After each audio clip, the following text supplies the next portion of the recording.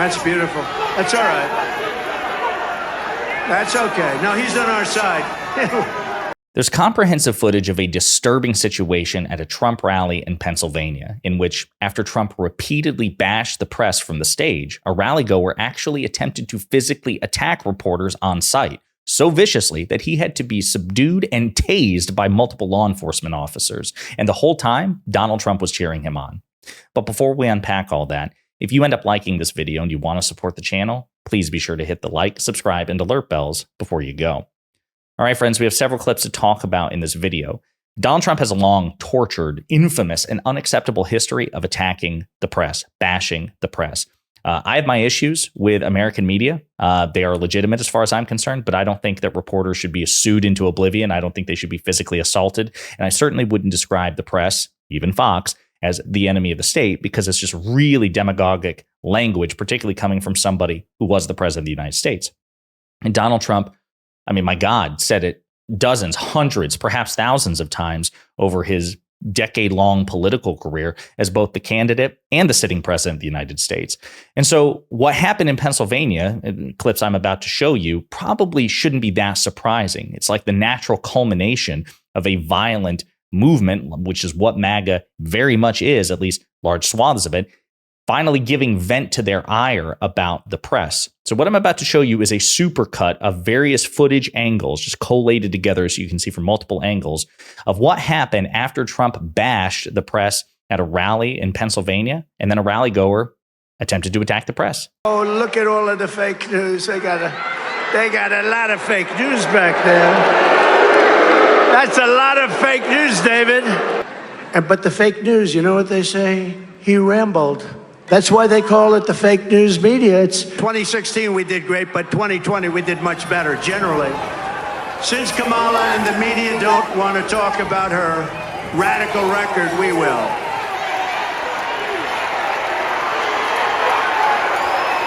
Beautiful.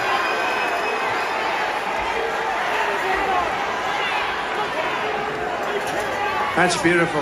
That's all right. That's okay. No, he's on our side. We get a little itchy, David, don't we? No, he's on our side. You know what he's showing? At Butler, an amazing thing happened. You had two American flags, very far apart, held up, I think, by different cranes. They were very big flags, beautiful flags, and they were waving. And as that horrible event was taking place, the wind blew the flags together, and they formed a perfect angel. I don't know if we have it, but it was a perfect angel was formed. I'll tell you, a lot of things happen. If we have it, put it up. If we don't have it, that's all right. That's it. So, while all this is going on, Trump is saying this is beautiful. He's on our side. Making light of or openly condoning a rally goer attempting to physically attack the press. The guy scaled the riser trying to get to where the press was. And again, was so determined that not only did he had to be subdued by multiple law enforcement officers, they reportedly had to tase him. Okay. So we're going to get into some of this and kind of just, again, unpack Donald Trump's rhetorical aggression towards the media, which, again, in any other context would and should be eminently disqualifying for a political candidate. We'll get into all of that. But in terms of the incident itself, protester who interrupted Trump rally to face charges, according to local police. The man's identity has not been released, and it's not clear what his views are of former President Donald Trump. So that's the other thing, too. Seems likely that this person is a Trump supporter. They were at a rally. They attacked the press shortly after Donald Trump verbally attacked the press. Intuitively, it seems to make sense, but it hasn't been confirmed. What that doesn't matter, though. What really matters is the fact that Donald Trump was celebrating what he did. If for whatever reason this person, was, I don't know, opposed Donald Trump, but for whatever reason just serendipitously attacked the press, his motivations are almost irrelevant because the real person that we need to talk about is Trump. What Trump should have said from the pulpit is that is unacceptable. Somebody escort him out of here. We don't attack the media here. But instead, he fed into it, as is Donald Trump's wont. A protester who interrupted former President Donald Trump's rally on Friday in Johnstown, Pennsylvania, will face misdemeanor charges, local police confirmed to NBC News on Saturday. The man, whose identity has not yet been released, will face charges for disorderly conduct, resisting arrest, and disrupting a meeting or procession, according to Johnstown Police Sergeant Evan Dabbs. The charges have not yet been filed, but Dabbs said they're expected to be filed early next week. It is unclear what the protesters' views were of Trump. The man jumped over a barricade and hopped onto a press riser and yelled to the former president as Trump was speaking. It was unclear what the protester was saying. Trump reacted to the scene from the stage, saying, "He is on our side." The protest came shortly after Trump criticized journalists, comments that are a routine part of his rallies. Trump has for years sharply criticized the press and attempted to undermine media credibility. Oftentimes, supporters at his rally turn around and boo reporters when the former president unleashes on journalists. The protester was handcuffed and removed from the rally by security. He was processed and released on Friday, Dabbs said. Dabbs told NBC News that he was not involved in the arrest and did not the protesters' motive. Okay. So, absolutely predictable.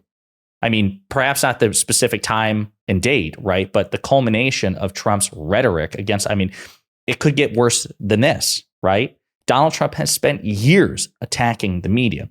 And that's really, as far as I'm concerned, what the broader issue is. This specific incident aside, it's part of a pattern of Trump demonizing the media. And listen, I don't have an issue with any politician, Republican or Democrat, criticizing the media. I know some people view the media so sacrosanct that you can't possibly criticize the press. No. I think the relationship between the press and the public and politicians should all go, like, it's all, mutually reinforcing.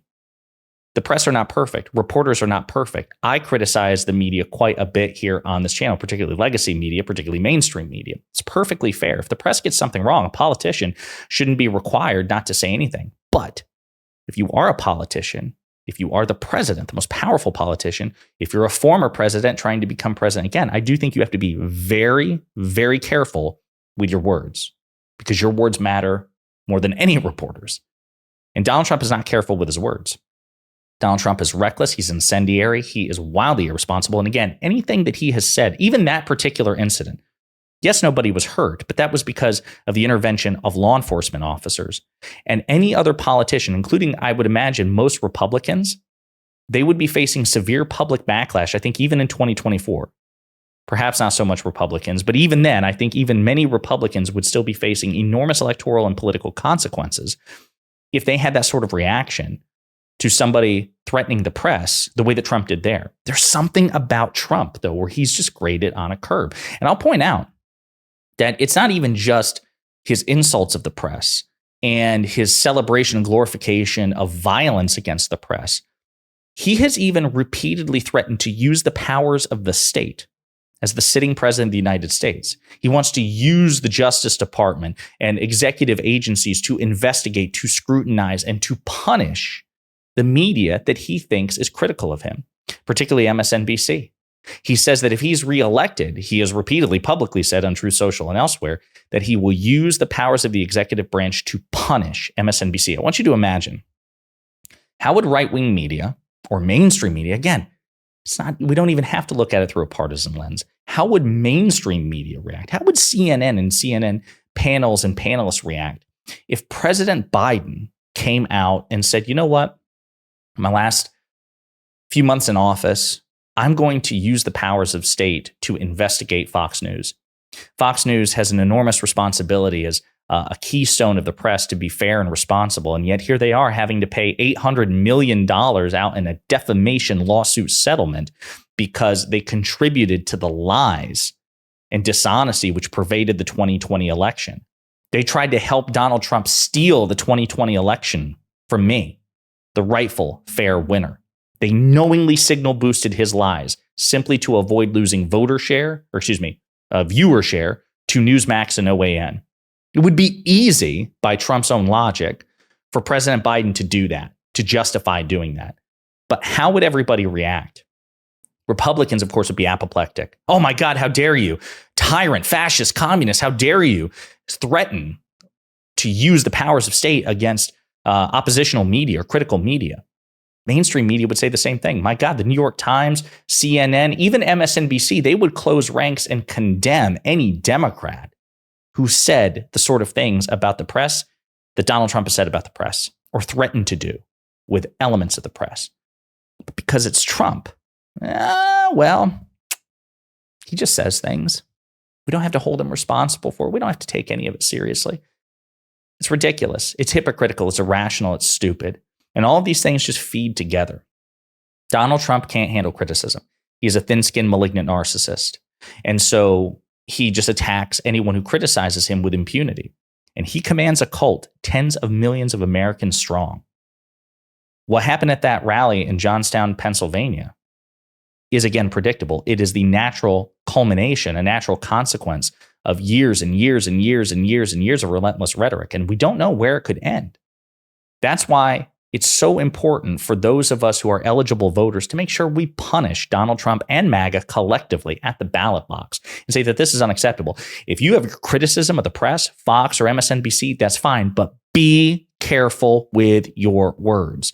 Particularly, one would assume, after Donald Trump himself was the victim of an assassination attempt, and he and his supporters spent weeks afterwards complaining about rhetoric. We need to tone things down. We need to turn down the temperature. But as I told you then, I tell you now, this is further proof. They think that dialing down the temperature is the obligation of everybody else. That Democrats, independents, Trump critics, you all have to be silent. Trump supporters, Trump cultists, and Republicans can say whatever they want, whenever they want, about whomever they want, with impunity, in the most incendiary rhetoric possible. And that includes attacking the press. It's unacceptable. It's hypocritical. It's stupid. And that's exactly what we should call it. No. Everyone, including and perhaps especially you, Donald Trump, and MAGA Republicans, you all have an obligation to turn down the temperature more than anybody.